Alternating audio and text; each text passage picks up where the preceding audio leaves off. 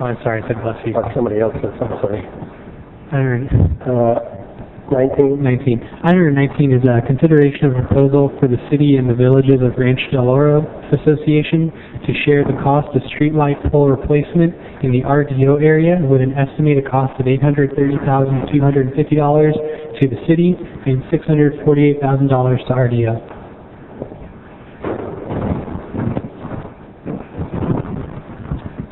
Honorable Mayor, Council Member Steve Gibbs, Manager.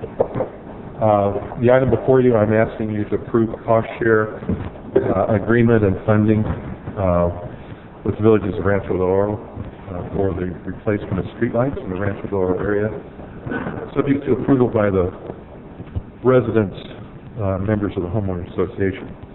This item has been ongoing for some time in the city, and it led to some litigation over the replacement of some defective streetlights in the Rancho Del Oro area. There's some 405 streetlights that are affected, that are in the area controlled by the villages of Rancho Del Oro. The city had offered to share in the cost of replacing these poles in roughly a 50-50 basis. The neighborhood had rejected that.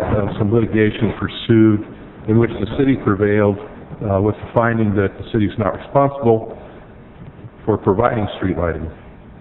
The neighborhood was reapproached by me a few months ago, and we've been looking for a solution, and I believe that we have one within our reach for council's consideration. The revised offer would share the cost on a 56% city cost and 44% villages of Rancho Del Oro. That translates roughly into $650,000 to replace the 405 poles, $650,000 by the villages of Rancho Del Oro, and $760,000 that would be attributed to the city's streetlight fund. There are adequate funds available over the next 3 years to facilitate the replacement of these lights. Most importantly, the ones that are currently out, roughly 200 lights, would be replaced immediately with the balance over 2 years.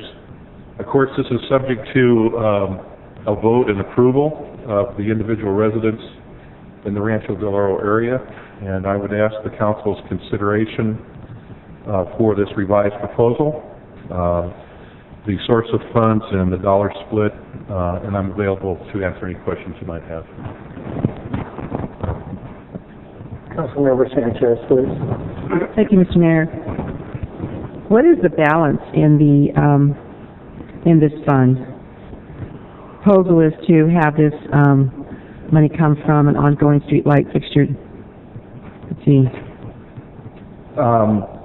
The balance in this fund is a little more than is necessary for the city's share the first year.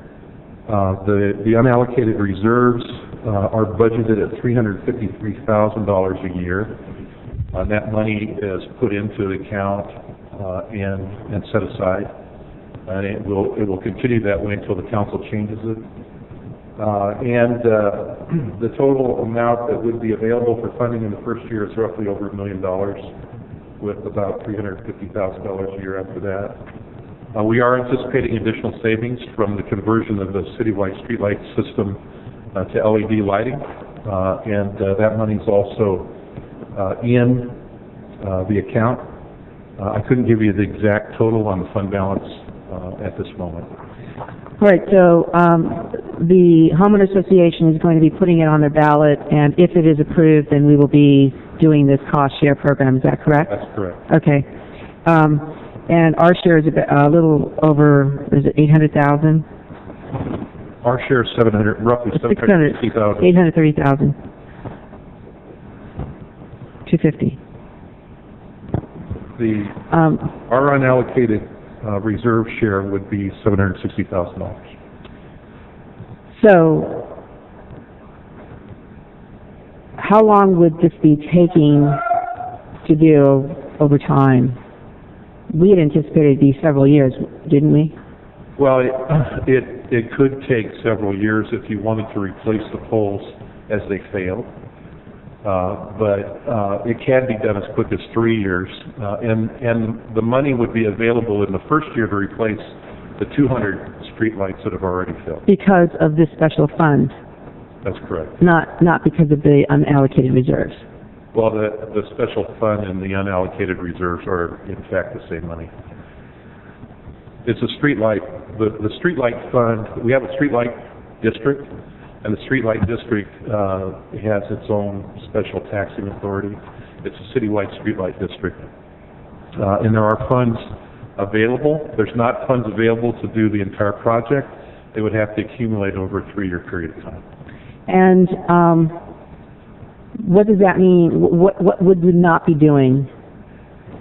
Well, what it means is that you would... I mean, this puts it as a priority and basically spends down the account. That's right. What other projects would we not be doing? It would not prohibit anything unless we had extraordinary emergency repairs that were necessary, in which case we probably would be asking the council for some kind of special appropriation anyway. Okay. I have been advocating for this from the very beginning,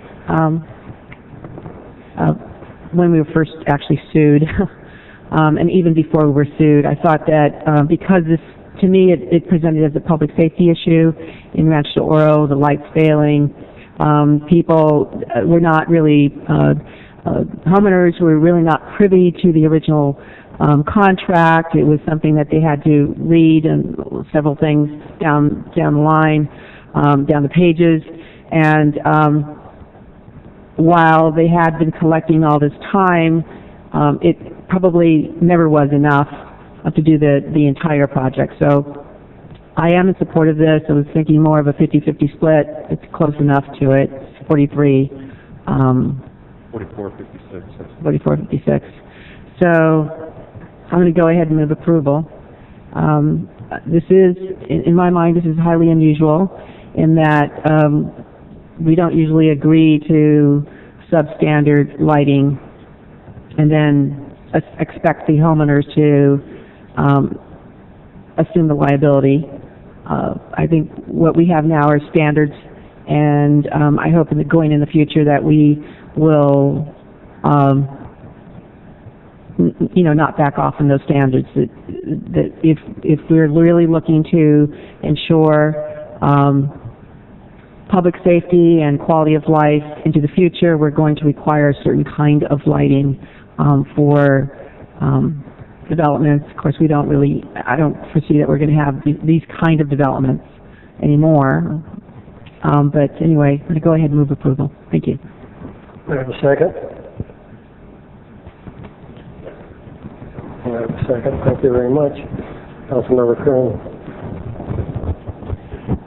Okay, walk me through this, Mr. City Manager.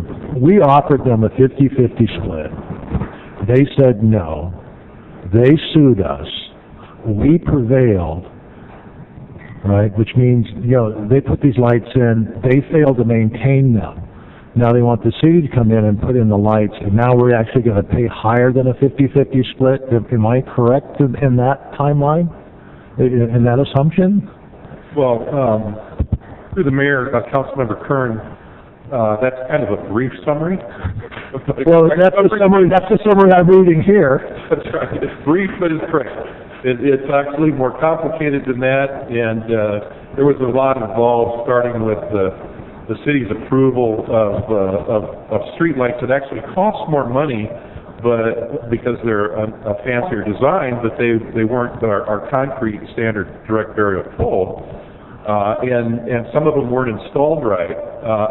I guess we prevailed in the lawsuit because we're not required to provide street lighting, not necessarily that we did anything right or wrong, but that we don't have to provide street lighting. Some of these lights, I went out and looked at them, the concrete bases were installed too low, and the water pooled at the concrete base and rusted out the anchor bolts in the pole. And that goes back to when they were installed and the inspection. There's a couple subdivisions that have more failures than others. I don't know what our obligation is in terms of if it was a sewer line or a water line. Would we replace it without charge to the residents? Yes. Yeah. And we have a citywide street lighting district. It seems to me that 50-50 would be a good compromise. The question is 44-56 close enough to you? Because their attorneys have opined that they can't pay for anything beyond upgrades and labor for something that's going to be in the public right-of-way that the homeowners association does not own. I guess I'd have to accept that on the face of it, and all I'm doing is bringing you the offer. I'm kind of the middleman here right now, and I think that we have an obligation to provide for our residents. I don't know where that obligation stops. That's why you guys get paid so much money. Well, and I guess my question is, who's supposed to maintain the poles? I mean, the idea that these things seem like they, have catastrophic failures, and it seemed like one after the other after a couple of years. Or after, at a certain point in time, that either we fail to monitor them or they fail to monitor them as far as the regular maintenance and keeping, and then, putting in a steel pole probably wasn't the best idea to begin with. But I'm looking at the city attorney. I mean, who is the maintenance responsibility falling on these poles? Well, there was maintenance agreements that have now long since expired. Those agreements basically said that the city would do the maintenance, but it would be any extra maintenance required because of the unique nature of these poles would be paid for by the association. And any poles that would have to be replaced during the term of the agreement, again, it's expired now, would be replaced by the association. So that's kind of how it worked. The city has never disputed that we own those poles when the lawsuit was pending, and that there are poles. One of the key issues, though, in that lawsuit was that the court basically accepted the city's argument that this is sort of a separation of powers argument. The court can't tell the city how to approve a budget. We had produced proof that there's only so much money in the lighting district and we're spending it legally, and in order to replace all of these lights, it would require us to come up with funding sources outside of the lighting district. So I think that was one of the key considerations for the court. Are they funding a separate lighting district for Rancho Del Oro now to pay for these lights going forward? No, through the mayor, the councilmember Kern, they would put this out for a vote to the membership of the homeowners association. It would be a one-time assessment of roughly $200 per household to pay their portion of the street light. And the ongoing maintenance is going to be picked up by the general population of the city? The ongoing maintenance for all the street lights in the city is the responsibility of the city. Okay. So, including the Rancho Del Oro street lights. And how did we come up with this 56-44% split? Why not 50-50? Why not 60-40? How did we come up with these particular numbers? That's a great question. The number is based on the extra cost of the pole beyond our standard. We provide a standard concrete, round concrete pole. The Rancho Del Oro residents wanted a square concrete pole that is brown. That cost additional money, and they agreed to pay for the labor. If you approve this agreement, they will pay for 100% of the labor. So our cost is the cost of a standard pole in place. They pay for the labor, they pay for the extra cost of the pole, and this is what it came out to, 44%, 56%. Okay, I'd like to see closer to 50-50, but I suppose I'll support this just to get it down the road. Do we have any feel whether the association or the residents out there are going to vote for this? If they hadn't said, have you talked to them and say, yeah, we can get this through? I've not talked to them. The first action would be for the council to approve it, and then I think that we can put out some information that if they hope to have street lights in the future, this is the best opportunity that's available to them, because eventually they're all going to fail, and then there will not be street lights in the Rancho Del Oro area, which is a large area town, and there's roughly 600 poles total, including the arterial streets, which we are responsible for. Yeah, so if they reject this bid, this is their last opportunity. We're not going to go back and try to up the bid or I don't have any plans on that. I suppose at some point, years down the road, somebody could re-examine this. Okay. I just, all right. My questions have been answered, not satisfactory, but they're okay. Councilmember Feller? These poles that we as a city already put throughout the city are 50-year poles. The ones they got were 20-year poles.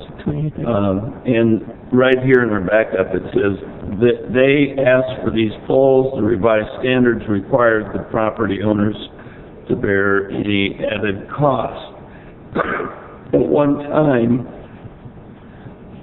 there was about $750,000 in the RDO Homeowners Association account, and it was spent, somewhere else.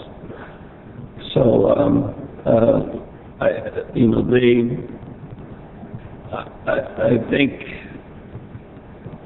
I appreciate Gary bringing this forward when he did. Steve's been working on it now for several months, and I think they've gone long enough. I kind of have that mixed feeling that we should, hold their feet a little more to the fire over that $700,000 that was in their accounting for this replacement. But